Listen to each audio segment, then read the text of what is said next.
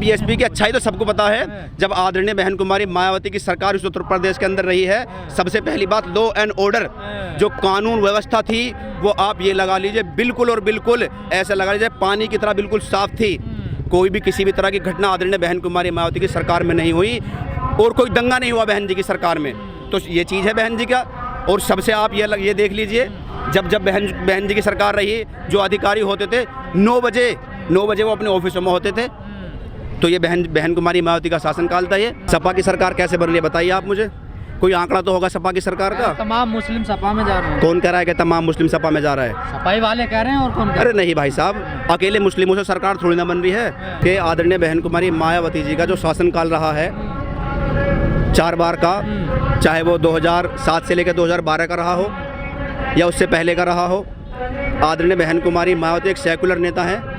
सर्व समाज को, सर्व धर्म के लोगों को साथ लेकर चलती हैं। उनकी कार्यशैली से लोग प्रभावित होकर यहाँ पर लोग आए हैं। मुस्लिम बहुजन समाज पार्टी की तरफ जाएगा पर नज़र तो नहीं आ रहा ना। नहीं, कौन कह रहा नज़र नहीं आ रहा? मैं मुस्लिम समाज से हूँ, ये मुस्लिम समाज से हैं, सब मुस्लिम समाज से खड़े हुए हैं। ये पीछे मुस्लिम समाज से खड़े हुए हैं। नहीं, सपा का दावा करने से क्या है? आप एक बात बताइए मुझे, सपा ने पहले कितने मुसलमानों को सम्मान दिया?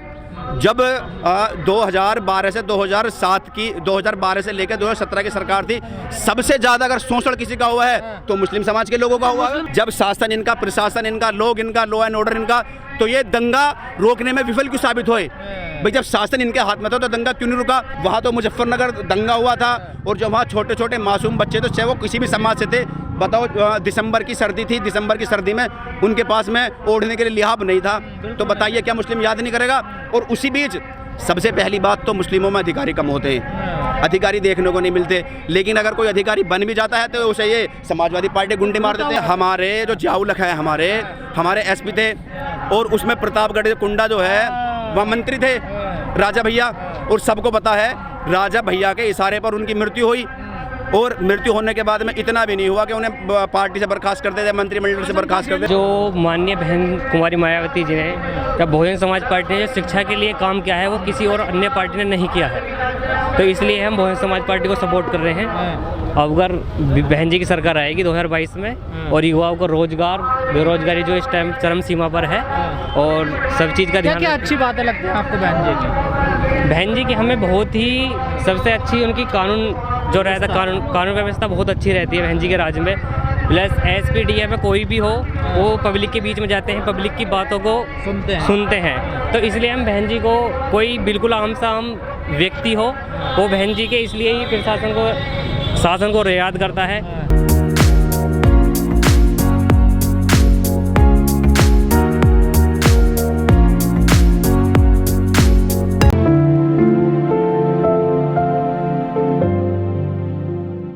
आप ये लगा लीजिए, कोई सी भी आप सीट लगा लीजिए, कम से कम 2.5 से 3 लाख वोट होती हैं, और कम से कम जीतने के लिए कम से कम मैं बता रहा हूँ आपसे 90,000 प्लस वोट चाहिए।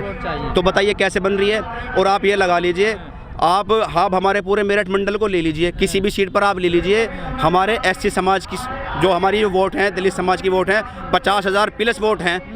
तो अगर, और ब्राह्मण समाज है आपका, गुर्जर समाज है आपका मुस्लिम समाज है आपका, खटीक समाज है आपका, ओबीसी समाज है, अगर 10-10, 5-5 हज़ार भी वोट बहुजन समाज पार्टी के प्रत्याशी को दी तो आप अंदाज़ा लगा सकते हैं। अच्छाई लगती है आपको बीएसपी में? नहीं, बीजेपी के कहने से क्या होता? बीजेपी ने 2017 में जो उन्होंने सरकार बनाई थी, उन्होंने झूठे वादे किए थे, वो हर मोर्चे पर विफल हो रही है। उन्होंने क्या कहा था कि हम किसानों को साथ लेकर चलेंगे, किसानों की आय को हम दोगुना करेंगे। बताइए कहाँ हुआ? आज भारतीय जनता पार्टी के लोग, भारतीय जनता पार्टी के मंत्री आज हमारे किसानों के ऊपर गाड़ी चढ़ा रहे हैं। भाई आप लगा लीजिए लखीमपुर खीरी के अंदर क्या हुआ? लखीमपुर खीरी के अंदर जो भारतीय जनता पार्टी के जो केंद्रीय राज्य मंत्री थे, उनके बेटे ने किसानों के ऊपर जीप नहीं चढ़ाई क्या? बताइए क्या किसान उनसे आज परेशान नहीं है? क्या किसान उनसे आज, मजदूर उनसे परेशान नहीं है? कहने से सम्मान, कहने से कुछ नहीं होता, करने से होता। मंदिर बनवा रहे हैं ना वो। देखिए सम्मान, देखियो बात क्या है, आस्था क्या है। मैं भी मानता हूँ कि मंदिर भी बनना चाहिए और मस्जिद भी बनना चाहिए, लेकिन आप ये बताइए, आप एक सम्मानित रिपोर्टर हैं, ठीक है, आप पूजा करेंगे या आप नमाज पढ़ेंगे, लेकिन खाने के लिए क्या चाहिए आपको? ना रोटी चाहिए, काम करने के लिए क्या चाहिए? वर्क चाहिए। ना तो आज रोटी है और ना आज काम है।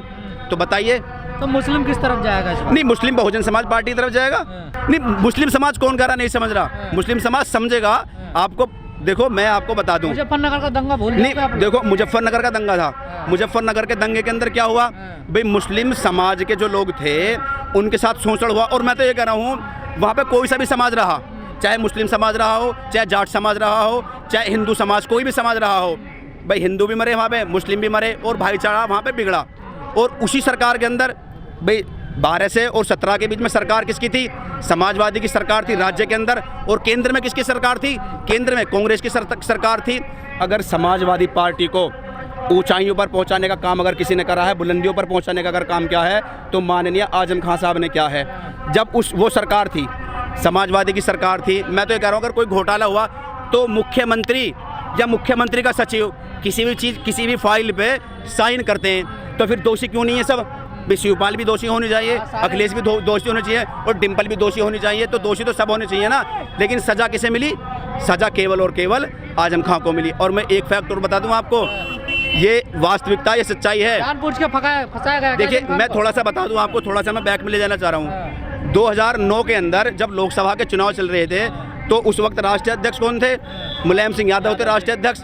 और जब मुलायम सिंह राष्ट्रीय अध्यक्ष थे तो कल्याण सिंह को उन्होंने अपनी पार्टी में शामिल किया और वो चुनाव लड़े मिलकर, वो लोकसभा का चुनाव लड़े मिलकर। तो आजम खां उस वक्त नाराज़ हुए और आजम खां जब उनसे नाराज़ है तो वो मनाने नहीं गए आजम खां को। उन्होंने बिल्कुल इतना मतलब इतना नज़रअंदाज करा उन्होंने मुस्लिमों को, आजम खां को इतना नज़रअंदाज किया, उन्हें पार्टी तक छोड़नी पड़ी। और उन्हें तोहफे में क्या दिया? उन्हें तोहफे में ये दिया, जो उनके बेटे हैं राजवीर सिंह, उन्हें मुलायम सिंह यादव ने राष्ट्रीय उपाध्यक्ष बनाया। तो मुस्लिमों का तो लगातार इन्होंने शोषण किया है। तो मुस्लिम क्यों अंधा हो रहा फिर? नहीं, कौन कह रहा अंधा हो रहा? मुस्लिम कहीं अंधा नहीं है। जब आप कह रहे हो हमारा हित नहीं है समाजवादी पार्टी में, तो फिर क्यों जा रहे हो? नहीं, हम कहाँ जा रहे हैं समाजवादी पार्टी में? मैंने क्या बताया आपसे, आप एक लॉजिक समझिए हमारी। आप चाहे धौलाना ले लीजिए, चाहे आप हमारी हापुड़ ले लीजिए, चाहे आप हमारे गढ़मुक्तेश्वर ले लीजिए, हमारी हर सीट पर 50,000 प्लस हमारे दलित समाज की वोट है, एससी समाज की वोट है। और सर्व समाज का ये लगा लीजिए समर्थन है, चाहे जाट समाज से हो, चाहे गुर्जर समाज से हो, चाहे मुस्लिम समाज से हो। अगर हमें सब ने 15-15, 20-20 हज़ार रुपये अगर हमें वोट दी तो हमारा तो प्रत्याशी आसानी से जीत रहा है। लेकिन एक बात समझ में नहीं आती, मायावती सबसे ज़्यादा मुस्लिमों को टिकट देती है सारी पार्टियों का अगर देखा जाए जी, फिर भी मुस्लिम उसके साथ नहीं जुड़ पाते। देखिए फिर आप बार बार उस प्रश्न को दोहरा रहे हैं। देखिए चीज़ क्या होती है, दिखाया कुछ और जाता है और करा कुछ और जाता है। एक चीज़ मैं आपको और बता दूं, 2017 में तो भाई सीधी सी बात है बीजेपी की लहर थी, उन्होंने झूठे वादे किए।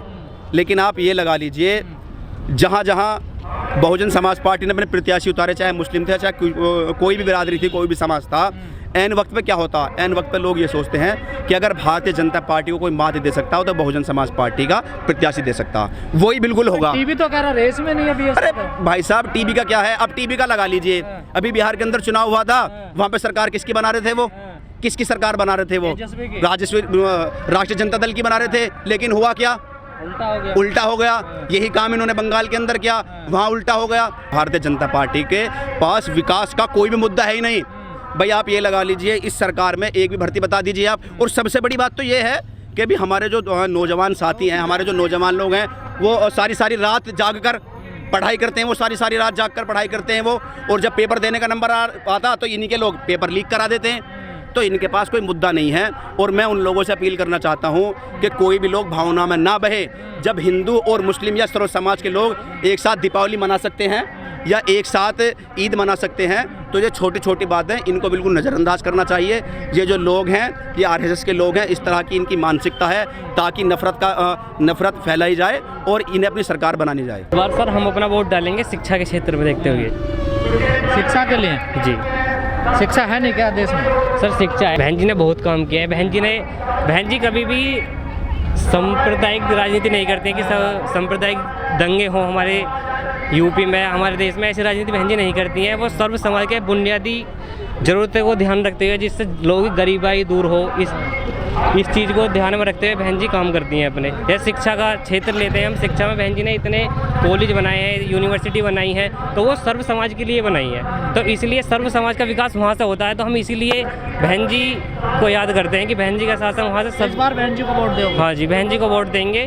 और हमने पिछली बार भी अपनी धौलाना विधानसभा जिताई थी, बीजेपी की लहर थी उस टाइम पर, और हमने जब भी अपना विधायक यहाँ से जिता कर दिया था। और अब कर फिर इस बार बनेंगे मुख्यमंत्री? हाँ जी, बिल्कुल 110% लगता है कि अब बहन जी का राज आ रहा है दोबारा यूपी के अंदर।